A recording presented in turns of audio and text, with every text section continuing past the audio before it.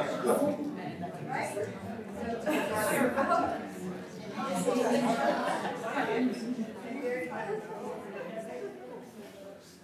everybody, welcome to the Martin E. Siegel Theater Center. My name is Sarah Stites. I'm the Next Generation Fellow here at the Center, but on behalf of our Executive Director, Frank Henschker, and the entire Siegel staff, I want to thank you so much for joining us today on this afternoon. Is it nice outside? Really? So thanks for joining us. We are today celebrating the publication of Anne Bogart's new book, What's a Story? So thank you for coming to partake in that day with us. This evening, we hope to see you all back here at 6:30 p.m. Anne will be taking the stage with playwright Charles Mee to read excerpts from her book and also just talk a little bit. If they ever arrive. If they ever arrive. I have it on good authority from FedEx, so they will be here by 6. So I can't read. We will make sure that there is at least one copy here for you.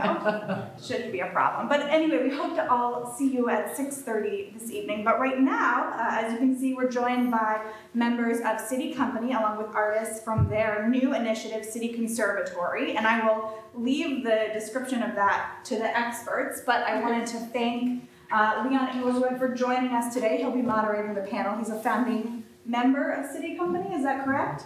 And I also want to thank Michelle Preston, who was instrumental in organizing this. Thank you so much, Michelle.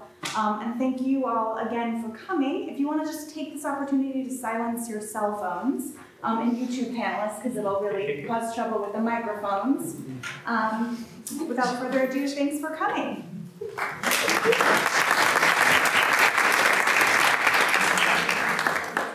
Thank you for coming. My name is Leon Ingulsrud. I'm a founding member and one of the co-artistic directors of the SITI Company. And in a moment, I'm going to ask these much more attractive people sitting around me to introduce themselves, but they are all members of our inaugural class of the SITI Conservatory. SITI Company, I want to speak just very briefly to give you a little bit of context. SITI Company is an ensemble-based theater company. We're based here in New York City. We are in our 22nd year, and we unusual amongst theater ensembles in the United States.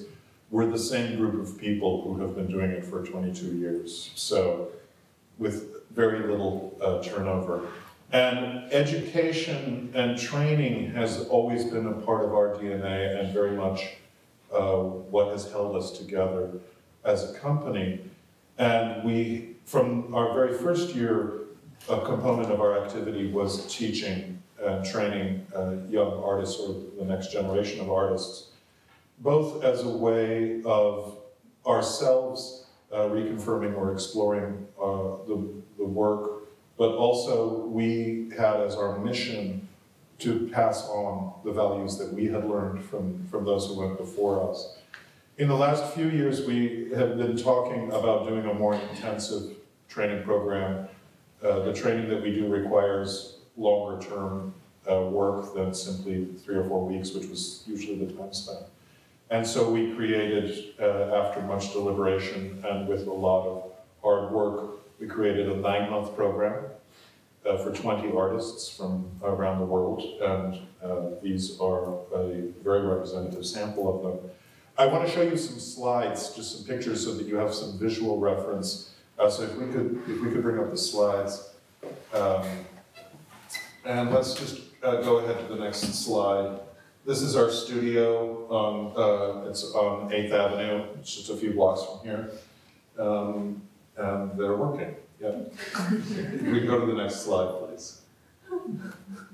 And in the middle there is a SITI Company member, Akiko Aizawa, and one of the hallmarks of our training is that company members train with the students. So if you're not teaching, you're on the floor with them.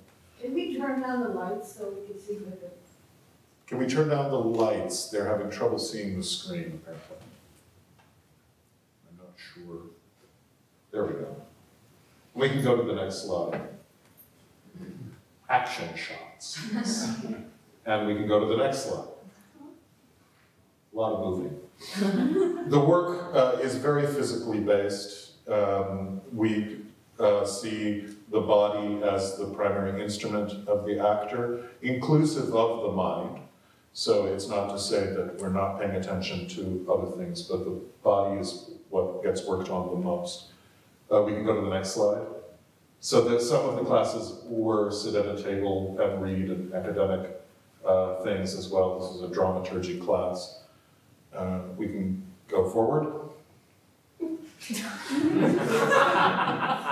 And our physical plant is rather limited. It was our own rehearsal studio and office, which suddenly was accommodating 20 artists all day, every day. We can go to the next slide. And the next slide. This was day 100. It's a rather grueling schedule to do this every day for 9 months, and it's transformative in that sense. Next slide. We brought in guest artists. This is in the red there in the middle is Miki Orihara, one of the principal dancers in the Martha Graham Company. She came in and taught. We can go to the next slide. Next, Chuck Mee with the red suspenders is back to us. Taught a playwriting component. We can go to the next slide. And Mary Overley, who is the originator of the viewpoints technique. She's really kind of a postmodern genius. She came in and did a session with us that was pretty amazing. We can go to the next slide. And in addition to that, in the middle of the year, the SITI Company had what we call our creative lab, doing work on a production of The Persians that we'll be doing in LA this summer. And the conservatory has simply got folded into that work and worked alongside the company. You can go to the next slide. So this is working with the company on The Persians. The next slide, as is this. The next slide. And working in the studio using various materials. Some of the classes were involved in drawing inspiration from paintings and other materials, but really looking at the artist, the actor as a theater creator. So not saying that it comes from the director, not saying that it necessarily always comes from the playwright, but that the actor is a generative, creative artist in multi-medias. Let's go to the next slide. Then near the end of the year, we focused in on making one production with the entire company, which ostensibly I was directing, which just meant that I sat in that chair, but everybody spoke up a lot. We can go to the next slide. And so we focused everything into one project. And the next slide. And the next. And then these are some production shots from a show that we finished a week ago at the TGB Theater on 36th Street. And the next slide. These are some production shots. And the next slide. And the next. And the next. And the next. And the next. And the next. Yeah, so that's the slides. Without further ado, and gang, we have to use the microphones or the people on the interwebs can't hear us. So I'd like to ask you, maybe we can start with Isa and go around this way, and just ask them to introduce themselves and tell us where they're from, and then we'll get into some discussion. Hello, my name is Isabel, and I'm from Spain. I'm Daniel Lehman Smith, and I'm from Oklahoma City, Oklahoma. I'm Allie Kennedy Scott, and I'm from Sydney, Australia. Hi, I'm Violetta, I'm from New York. Hi, I'm Gina Yotopoulou, I'm from Athens, Greece. Hi, I'm Clara Kagone. I'm an Italian-Australian based in Melbourne. Hello, I'm from Singapore. My name is Wan Ching. Hi, I'm Emily Spalding from Connecticut. Hello, I'm Yanuka from the Netherlands. Hi, I'm Lee Hendricks and I'm from South Carolina. I'm Andrea Spetkamp and I'm from Los Angeles. My name's Alana, I'm from San Francisco. I'm Jaakko Kiljunen from Helsinki, Finland. Great, so as you can see, it's a diverse geographic sample, not only from the world, but even within the United States, quite diverse. So let me throw open a big topic to start with, which is to say, as you come out of an intensive training program now and begin, I mean, the point of training, the point of doing this work is to then go out and make your own work. And SITI Company has its body of work that we've put into the world and that we continue to. And certainly our dream and expectation for you is that you would do the same. But what are the challenges and opportunities that you see in front of you right now? What scares you and what gives you hope as you think about your future?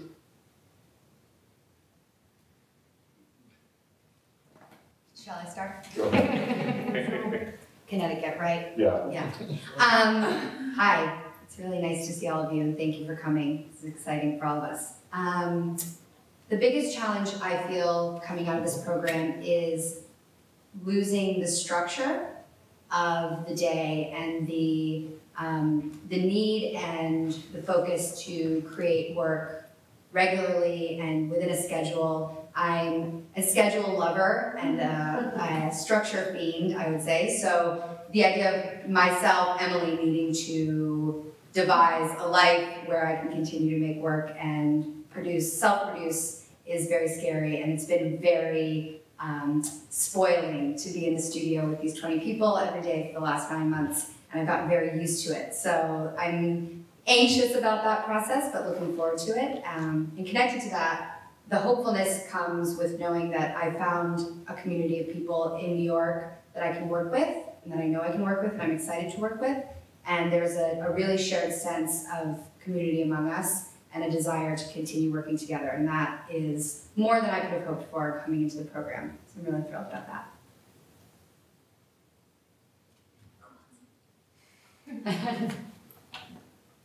Yeah. Hi. Yeah, I think there are numerous challenges. Probably key challenges, of course, are funding. How do you get the funds to put something up? And as Emily said, of course, that structure to do it. And also, at the moment, we're towards the end of the internet revolution. The world is changing at such a rapid pace, how we get information, how we get entertainment. And I think the consumer of, the consumer today is very saturated in rich information and people see entertainment and information in a different way. They watch television while tweeting, while communicating. So it's a really different population today. And so I think one of the key challenges is how do we adapt to that kind of audience? How do we reach that audience that is so saturated with information and sensory overload all the time? And I think that's one of the things that I love about the training with SITI is that what we've learned is how to be so specific, so detailed in every part of our bodies and minds, and also in the work that we create, so that it is my hope that the audience will come into the work that we create and see the difference in the detail and the specificity and in the fact that they're at the heart of what we create. So there is great challenge, but great hope, I think, that we can go out there, and certainly we want to kind of take the theatre world by storm and really create works that change the world. So it is my hope that we can go and do that.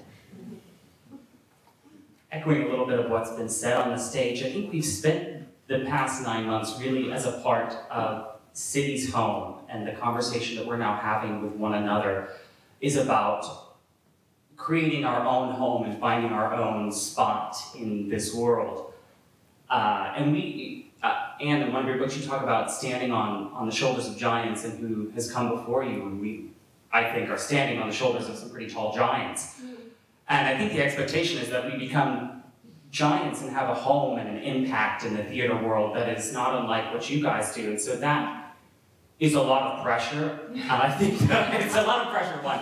But I think that we also all have the heart and the ability to come and make some really big changes. And for me in particular, I'm really interested in the point at which art and education and the community intersect, and how we have a conversation and change the world with art, which is something that's been said, and I think that's a challenge too. Yeah.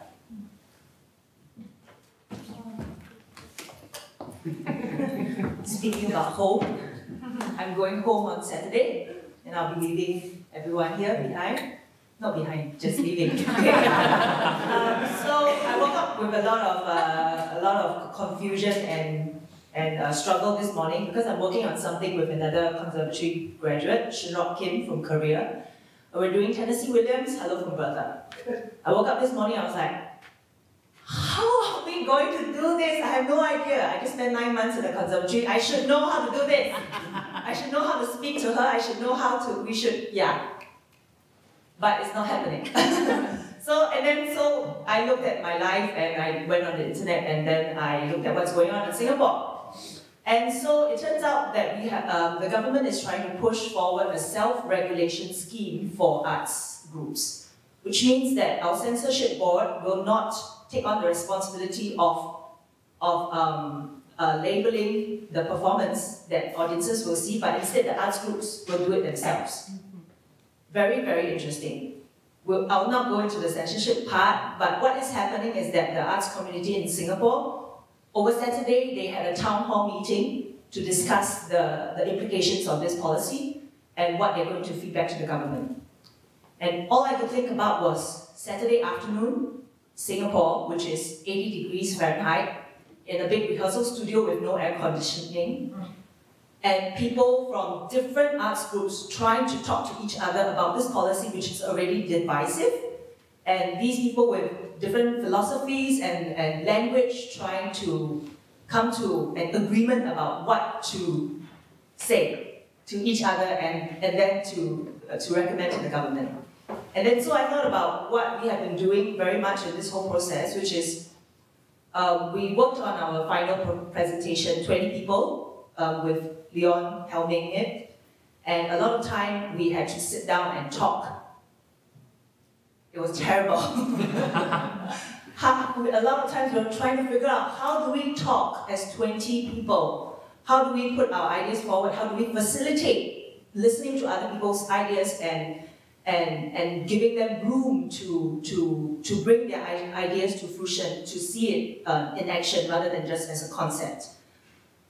I imagine that I'll keep on having to struggle with this for the rest of my life.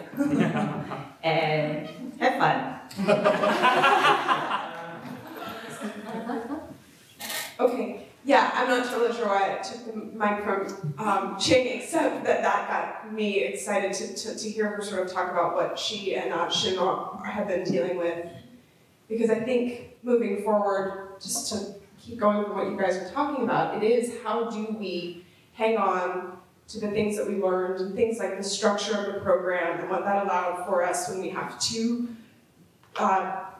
do it ourselves in a different way. And we were doing it ourselves, right, too. We were a part of what this thing, I think we have to remember that. Something I want to remember is that we were a part of what that was. We created a lot of what that structure was, and a lot of our commitment to one another as artists inside of it was what made it possible. And so that, you know, we are capable of doing that again. And this week, or last week, our first week being done, we're all sort of starting to talk about these next steps, and they're working on that project, and then a group of us, I think these of us are represented here today, who are an as yet unnamed entity, starting to work on a project together. that is inspired by the Bacchae, but not an adaptation. It's sort of one of our source materials and a point of departure. We're really interested in looking at some questions around wildness and how it collides with civilization. Sort of a big question. But another big part of what we're trying to figure out is what will it be for these 7 women to make things together? And we'll take from our training, okay, backing it up. So the thing that I think my big question, right, is we've been training, we have a common language there. We have a common commitment to Suzuki and viewpoints, and then what's next? We have some interests in terms of what we want to investigate, and we have some shared aesthetic. I feel confident saying that. But then, what is going to keep us together? Like, what is going to be the thing as we start to figure out what our process is and how we want to move through the world, and sort of this dual thing that where we need to be deciding some things about structure, communication, what are we going to call ourselves? And then also we've got to make the thing. And that's been the challenge. I think my challenge prior to coming to the conservatory often was like, how do you balance sort of the business of yourself, the business of your making, and the thing itself, which is the next, I think, for me, feels like challenge and exciting stuff is to see what that's going to look like, and to take all of this stuff. And we talk a lot about it, I think we talked a lot about it in the program, this idea of integrating things, or sort of, so you have the training, you talk about this piece of work, or bring in some research towards a project, and then how does it then translate through you into making? And I think that's where we maybe are now, is to really let that stuff settle in and then see how it comes out of us as we move forward. Where's what else I'm here? So you can find it out. One of the huge privileges we got with working with these phenomenal artists is that they brought in other phenomenal artists that they worked with.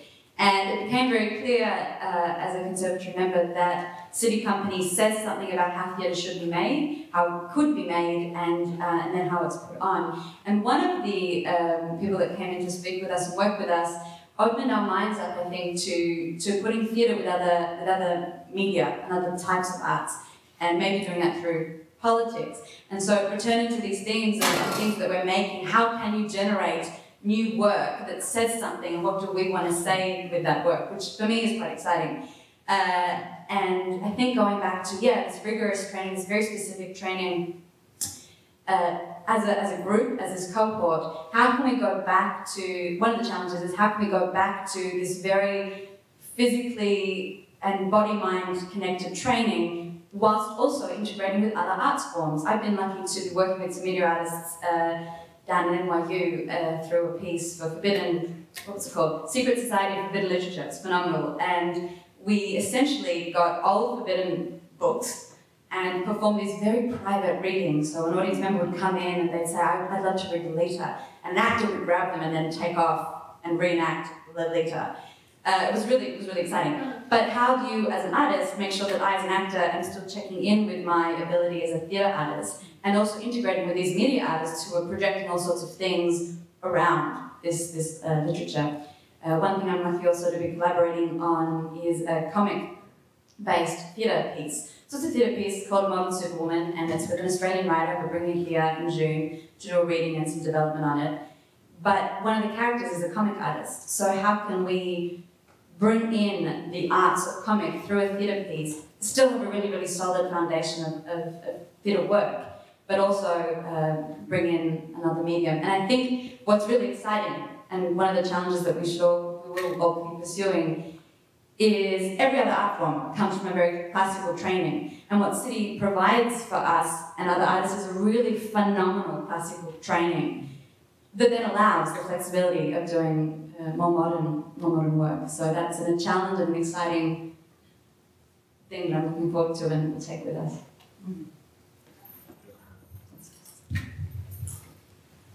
There's like a couple of challenges and also like things I think are very important things that we have learned, or at least personally, I feel from this program.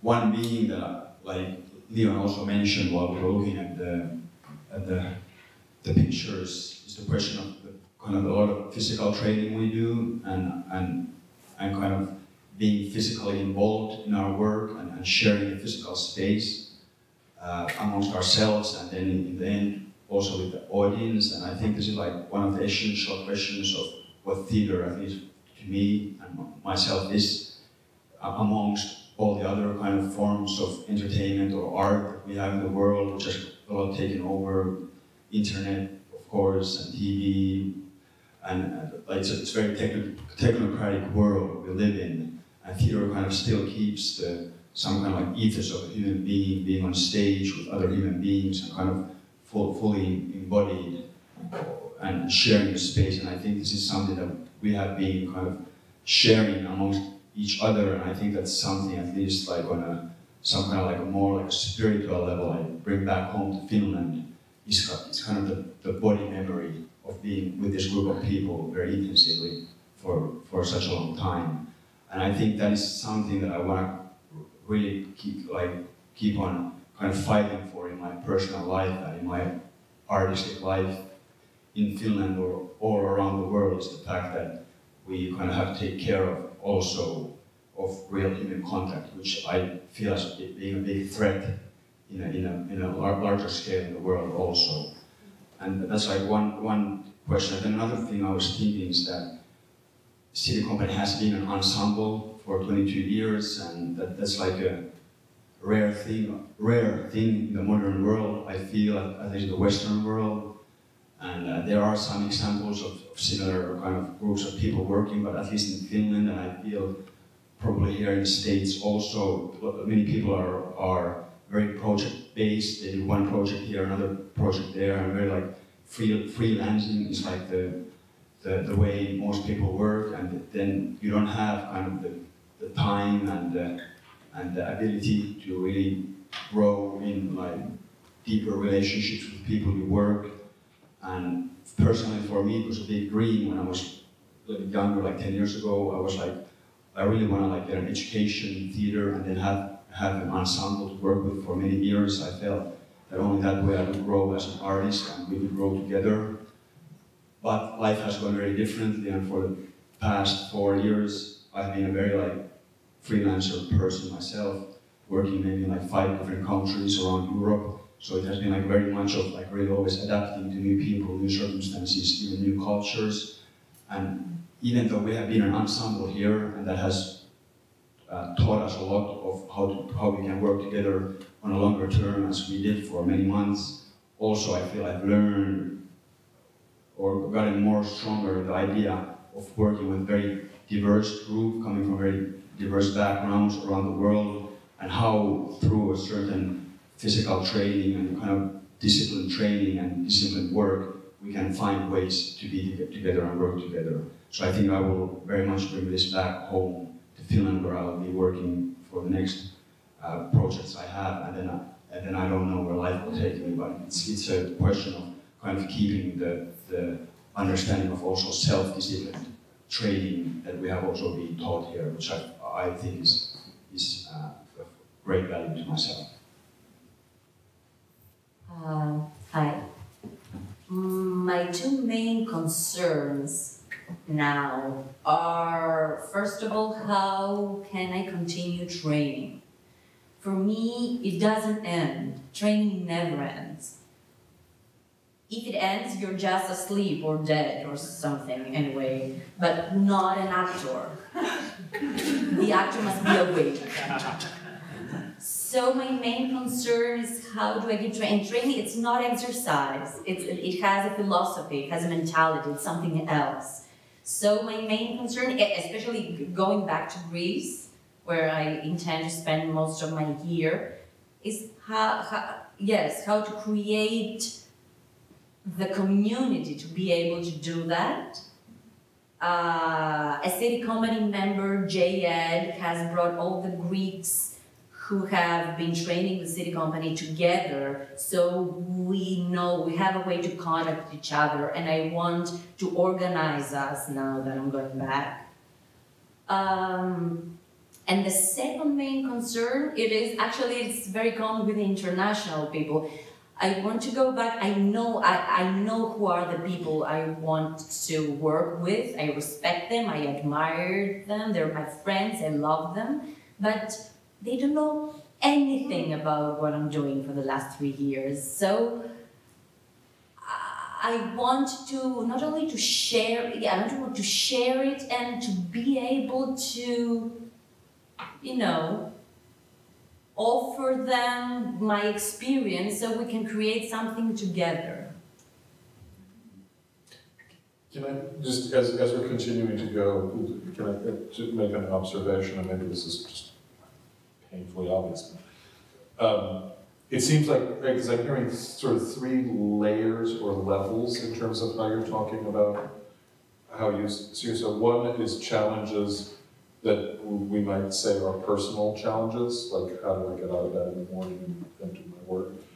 And the second layer is sort of the interpersonal in collaborating with your colleagues. And then the third are the challenges that are out in the world, in those 3 things. And I'm actually really surprised that I'm hearing you talk more about the first 2 than the third. That, you know, because and maybe it's a generational thing, that I'm so aware of the forces in the world that are allied against being able to do our work and fighting that. And you know, we've talked a little bit about like funding problems and stuff like that. But I was really expecting to hear like the horror stories of what you were expecting from the outside, and I'm not hearing very much of that. I just want to observe that. That's interesting. It's because we've only been done for a week. You've been in a cocoon. Yeah. So what do you think is going to happen? I was being quiet because everyone was being so positive. I was like, oh, okay. I think one of the most incredible things about this year is that we all learned how to speak this language together, to make theater in a way that certainly from my experience, I'd never heard anyone really talk about making theater before, which is amazing and exciting and feels like the future. But in terms of thinking about my greatest concerns, I think, I mean, it's just sort of boring to say, but how to then find the funding and the support in the theater community, to say nothing of the sort of more national community of the United States that is not so keen on arts funding, mostly.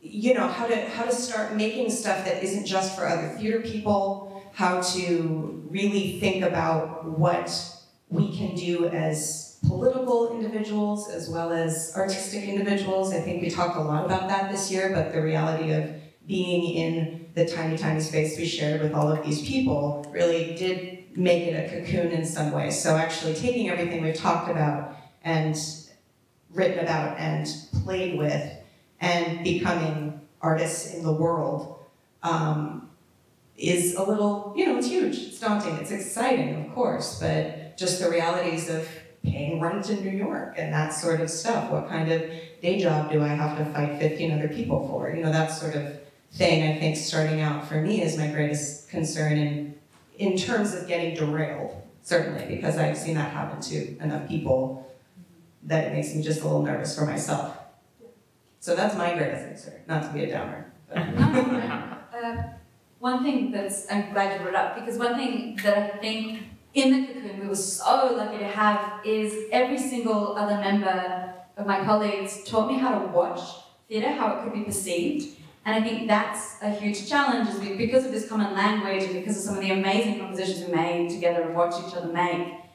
How do you then show an audience who might not be familiar to watch that, how to watch it, and then support it, and then come to it, and then get excited about it? But I think, yeah, I think something in this political realm is exciting, something that we're finding, and I'm sure we'll keep playing with. Ostensibly, the metaphor of the cocoon, if you follow that through, means now you have wings. That you started as a caterpillar. And so then now it's like, but do you feel like you have wings now? And can you fly? I do. Yeah. Yeah. I was just thinking that I've been amazed this week because I realized before coming here I had a lot of training and I had this really idealistic idea of how to make theater and that I had to have the exact group of people that I wanted, that work together, and we speak the same language, and we have to be this. As long as it's a good group of people, then we'll have a great process and make something crazy. I don't know if it'll be good, but and then spending a whole year in this cocoon and realizing that it actually opened me up a lot more to different possibilities and bringing this language into other worlds, which I'm really scared about and also really excited about. So that's my greatest fear, but something I'm looking forward to. Can you say more about what So I'm from Los Angeles. And I'm going to go back there and ideally try and figure out a bi-coastal relationship with these lovely ladies to make work with here. But I need to keep practicing training when I go back, and I need to keep using these muscles and my brain and my body together and finding people there to make work with, which I have. But how to bring what we've figured out and how to communicate here that will never leave this group of people, but how to translate it into a new group, different people.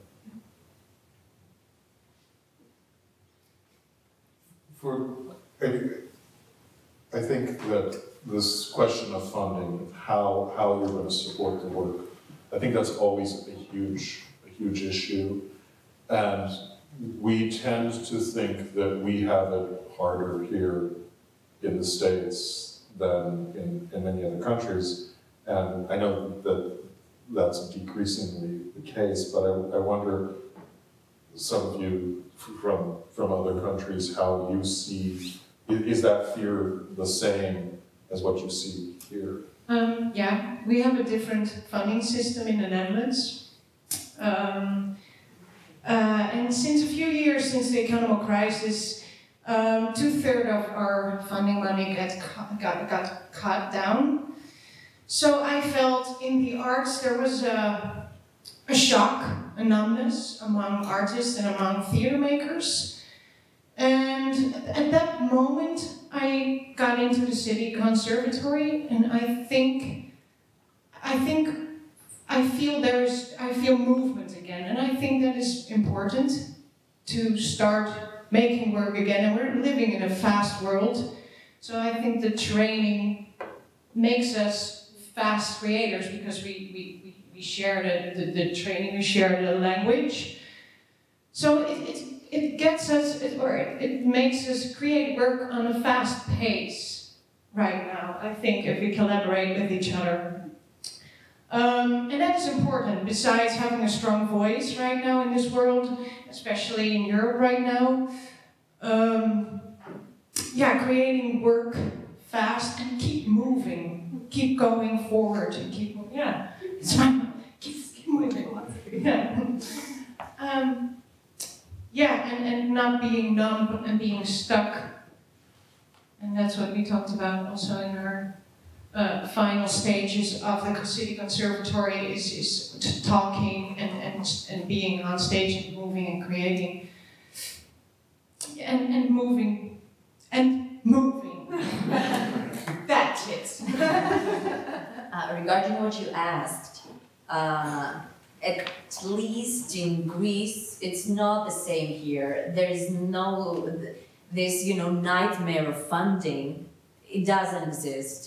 And I know now I'm going to find a new reality because I was here in the 3 major crisis years. So before that, I used to make a living only by acting, which now it's not the case. So yes, probably you have to find a day job, but still you can make theater with, I don't know, 100 euros. It doesn't need, you don't have to pay huge, especially because of the crisis, solutions can be found. It's unbelievable what is happening now in Greece. Because of the crisis, everything is boiling. Small groups, pop up and create amazing work.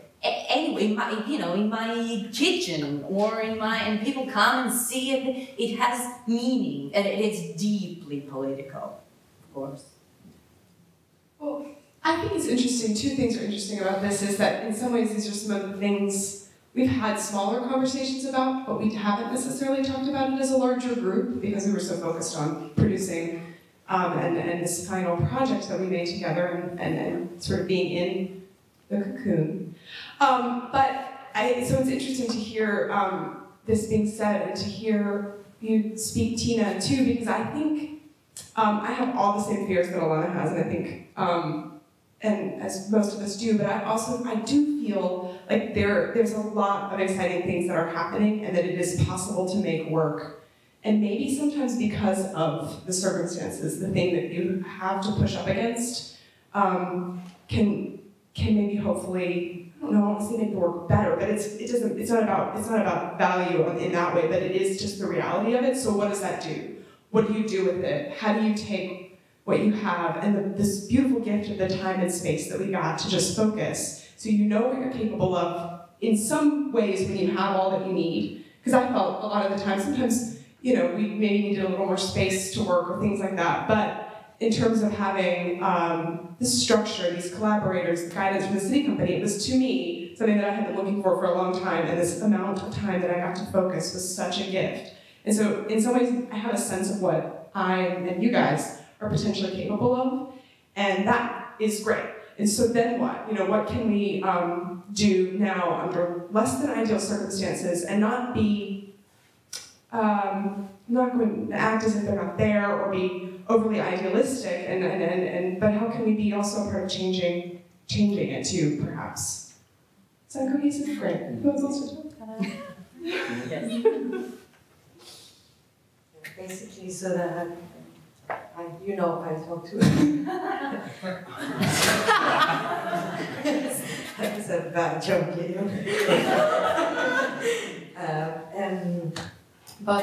about the cocoon and about the big question Leon through us about what is more scary and what is more hopeful. To me, and about this less participation. To me, to me the answer is art itself, the devotion to art. This is it. It feels very hard for me to picture myself fighting against the world, because basically it's so big, the world. I can't. But then I go back to the cocoon, where I find sense. And the cocoon is training. The cocoon is the place where I find myself, where I find my true voice, and I find the companionship of other voices, out of ego, even out of other kind of material, practical, or background challenges. And that's the faith as well. With that, my fear is feeling alone. And I know that fear. We all know. We've been knowing it for years. And as Jean said, it's going to be there, probably forever. But I can always only go back to the truth of art. Last night I was watching this performance. I don't even know the name of the performer. I'm sure everyone is like, what? You don't know him? It might be a big figure of New York. And he started saying, I hate New York. I'm tired of New York. I'm tired of New York. And he all of a sudden started screaming, art, art, art, art, art, art. And it got so emotional. And everyone in that room that I didn't have anything to do with, or maybe a lot of things to do with, we all found each other shouting for art. For art, like piano, for movement. For art, it's like, it's the only thing I can do. It's the only thing it's supposed that I am born for. And really, it's been even many years to really believe in that. Because it's very weird. None of my parents or grandparents have anything to do with theater. It's so weird. But it's the only place, a cocoon, where we can find it ourselves. Now, what is the projection to the world? I just don't know. By now, the only thing I can know is I can find myself there, training, in the training. In the training, it includes the act of art. The act of art, what we do, which is what Tina said. It's not going to the gym. It is practicing the issue of it, of what acting is, or theater, vocabulary, or is, the fear of being alone, and the hope of art itself, the practice of it, it gives so much hope as well, and somehow it makes you feel that you are bigger, bigger, and bigger. You're always bigger than before. It's that bigger in a very humble way, with all the challenges and all the suffering. And I'm looking at other teacher, GM. With all the challenges, you stretch yourself. Stretch it. And so being stretched is nothing. This is why maybe we don't have money, because when we have that, we don't care about anything else. We cannot be ambitious. We're only good. Thank you. Can I take that? I want to talk a little about the finance challenges and about family and the cocoon as well. I think maybe part of the reason it hasn't been something that we've mentioned up here a lot is because it's been such an issue in the United States for such a long time that it's just a given fact that it's just something that we have to go out in the world and deal with. And something that's so fantastic about this group of people is that we have this shared training and the ability to create these works and the love and the passion to go out and do it. And coming back to the cocoon and renewing ourselves in one another, which is something that Anne encouraged us to do on the first day. When you're feeling tired, when you're feeling down, turn to one another, is something that we definitely do. And we have definitely made fantastic pieces in incredibly short amounts of time. And we know that we have that ability. And that's half the battle of creating works and then having the projects to go out and get the funding for. And somehow, I want to be really cheesy and for Leon's sake, quote some sci-fi, some Jeff Goldblum from Jurassic Park, life finds a way. As artists in the world, art finds a way, You make it happen. You pull yourselves up from your bootstraps, you go out, you ask people, you say, I have this, can you help me? We all have friends, we all have connections, somebody in this group knows how to write grants, and so I think it's something that maybe we're a little bit naive, maybe we're a little bit stubborn and bullheaded, but I think, have never been afraid to move a mountain. And we know that we have a strong group of people here, and so, yeah. On that note, maybe we can open this up for if there are any questions in the audience. Sarah will help get microphones to you if you have any questions or comments.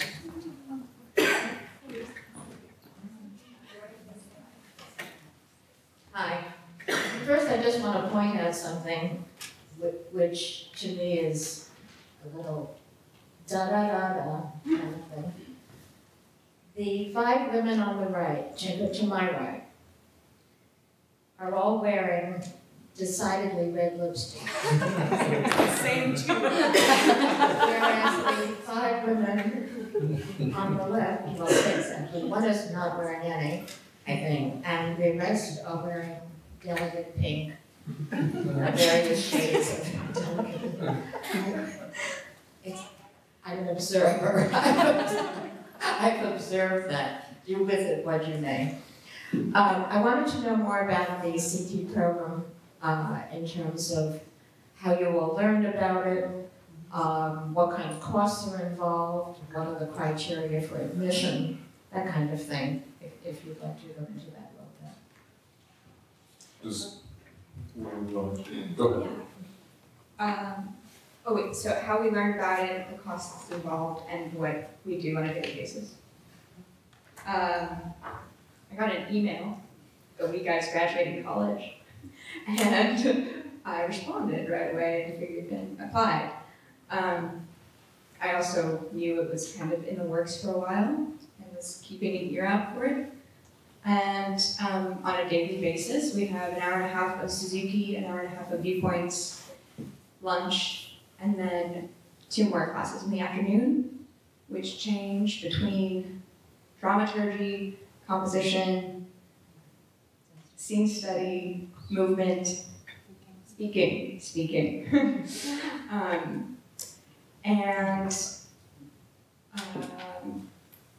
I'm gonna stop there. Oh, but I'm gonna talk about costs because it's about $13,000 a year, and I did an Indiegogo to raise money to come here, and I raised about 1/3 of tuition to come here, and it was really very, very helpful.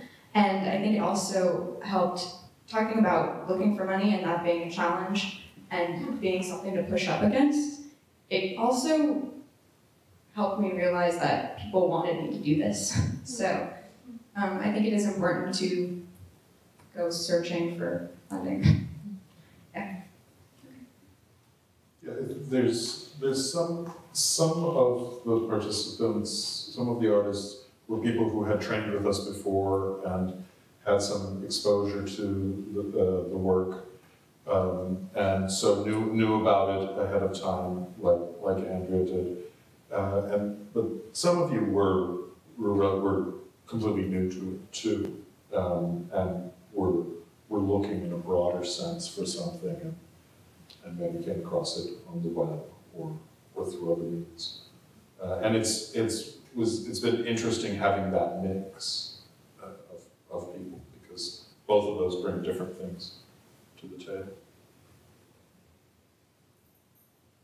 I was sitting at my terrible desk job in San Francisco, and I Googled Anne Bogart, and I discovered SITI Company and saw that they had a conservatory starting this year, and that's how I discovered SITI.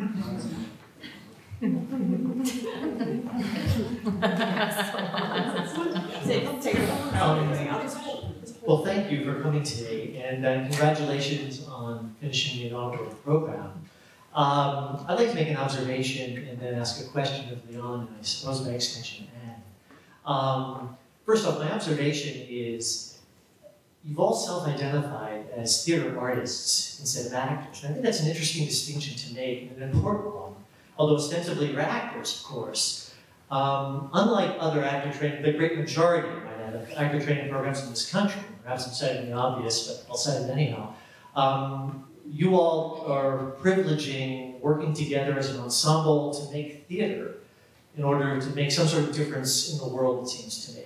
However I might define that difference. And that's an interesting distinction to make from the majority of training programs that really are training actors who will individually try to compete to gain work in the largely commodified industry of the profession, vis-a-vis film, television, some degree of theater perhaps mixed in there.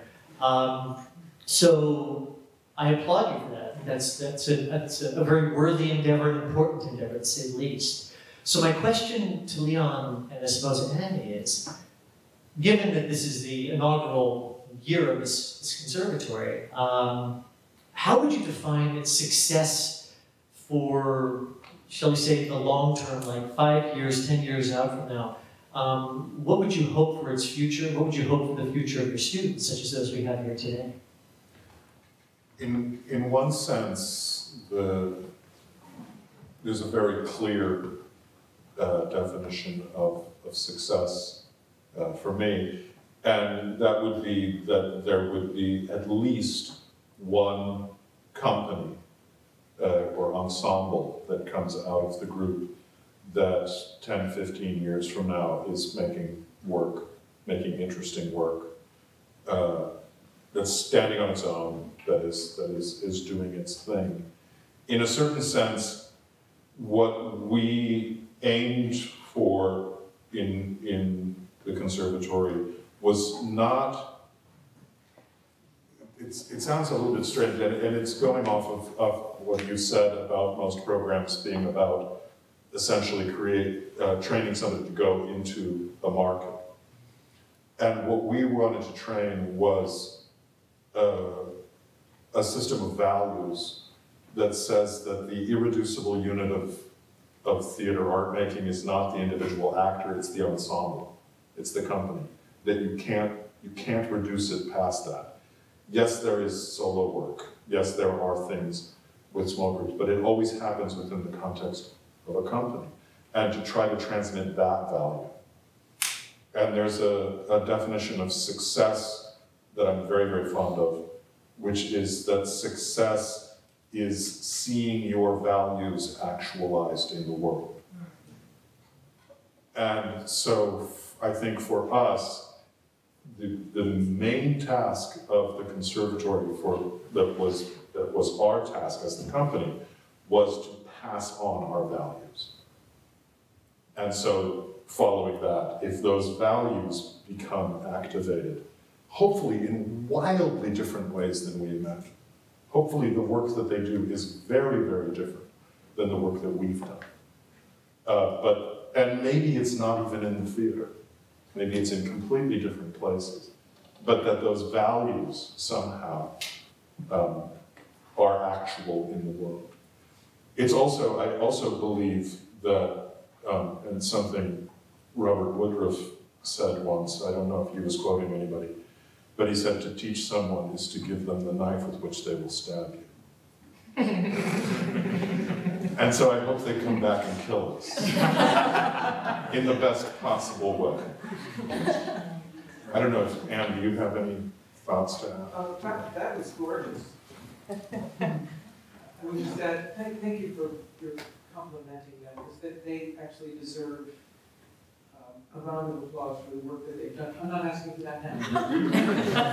For those words. And I also so appreciate the distinction between being trained as an artist or being trained to go out and make a career happen for yourself. And I think that issue lies at the heart of a lot of unhappiness.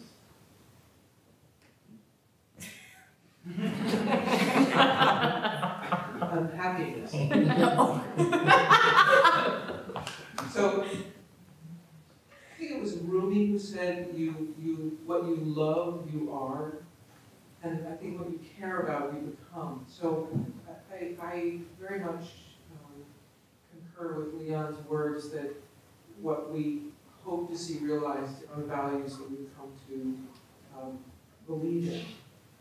And I think the notion of treating the theater as an art form, which means approaching that arena in a very particular way, as opposed to an arena of ego, it's an arena of usefulness in the world. And I think these are remarkable people who are going to do extraordinary things if they can only believe in themselves as much as I think they deserve it. So thank you for your question and your observation. And actually, we are at time, so why don't we give them that round of applause.